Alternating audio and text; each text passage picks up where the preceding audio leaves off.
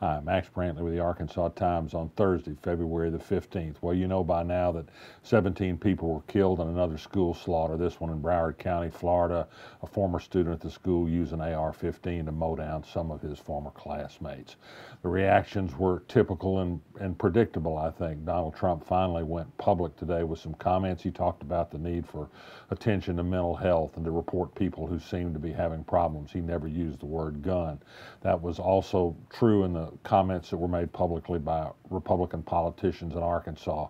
The trite phrase, thoughts and prayers, come out easily, but not much by the way of solutions. Among those talking thoughts and prayers was U.S. Representative French Hill. He's ranked #1 in the U.S. House of Representatives in money from the NRA, the gun lobby. More than $1 million, and he's only been in office 2 terms. He didn't mention guns at all. Tom Cotton doesn't like to talk at all public about gun deaths because he's such a rabid supporter of gun rights. He's number 10 in the Senate only in his first term. He's gotten $2 million in NRA money. You won't hear them talking about gun control. We do know that gun control works. We know it from Australia, where in response to a massacre there, not a school massacre, they banned semi-automatic military-style weapons and imposed new permit requirements and other gun control measures that have since been followed by a reduction in gun violence. Gun control does work. That won't have much effect on the legislature. What we know since the Sandy Hook massacre in an elementary school is that gun laws have actually gotten easier in addition to allowing disabled people to buy guns. We've seen states around the country, including Arkansas, approve more places that guns may be taken in Arkansas. That includes university campuses. There's legislation proposed in this budget session to at least clear up the law and not allow guns to be brought into concealed weapons, that is, be brought into campus dormitories at universities. Gun supporters like Trent Garner vow that will pass over their dead bodies. They will not allow anything that passes for gun control in Arkansas. As yet, nobody has stood up to say much about this except a couple of brave Democratic members of the Arkansas legislature.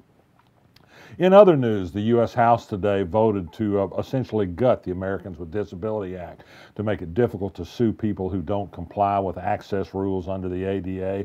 There was a tremendous protest from disabled people. It fell on deaf ears, at least among the Republican Party. It was mostly a partisan vote. Yes, all 4 members of Congress from Arkansas, all Republicans, voted for changes in the Americans with Disabilities Act that makes it harder for disabled people to sue and thus makes it harder for them to get equal access to jobs and other services that other people enjoy. Interesting little story this morning on the Arkansas blog about Rusty Cranford. He's a big-time Arkansas lobbyist, former healthcare organization executive who's been linked but not charged in 2 major federal investigations of corruption in the legislature involving kickbacks to legislature from state money, some of which seem to be related to an organization Cranford worked for. Well, he's in a big divorce case up there where it was revealed some months ago that they were anxious to get this solved because indeed he was involved in this federal investigation. I found out that last week they put his financial records under seal. Won't be able to see what kind of agreements he had to be paid by whom for what within the last year, but he is able still to afford more than $11,000 in monthly payments in support of his wife and their children.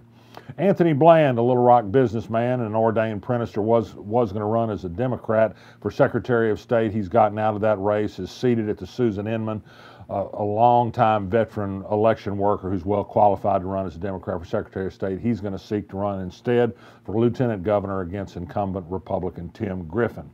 Another interesting thing, a small thing, but actually it's representative of a very large thing, and that's how women are treated in today's world and in the workplace.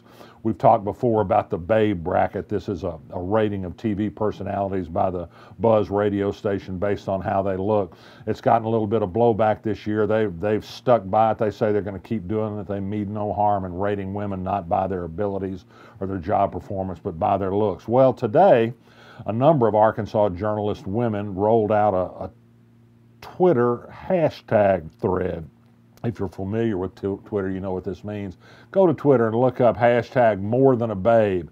It's dozens of women talking about how they've made a career for themselves in journalism, print, radio, TV, balance work life with home life, with doing lots of great things. They've studied hard in their fields and worked hard to get where they are.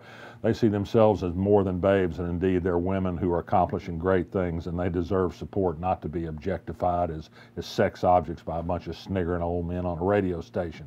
Of course, some men are coming back. They know better than women do what women like, of course. That is the man's way.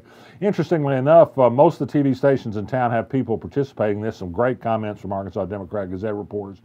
KTV reporters so far are absent from this thread. Why, I'm not entirely sure, but take a look. More than a babe, hashtag more than a babe. It's worth a read. It's about how women are treated in the world. If you think we've got equality yet, we're not quite there yet. Some of the stories they tell are pretty shocking. I'm Max Brantley. I'm resisting. I'll be back tomorrow.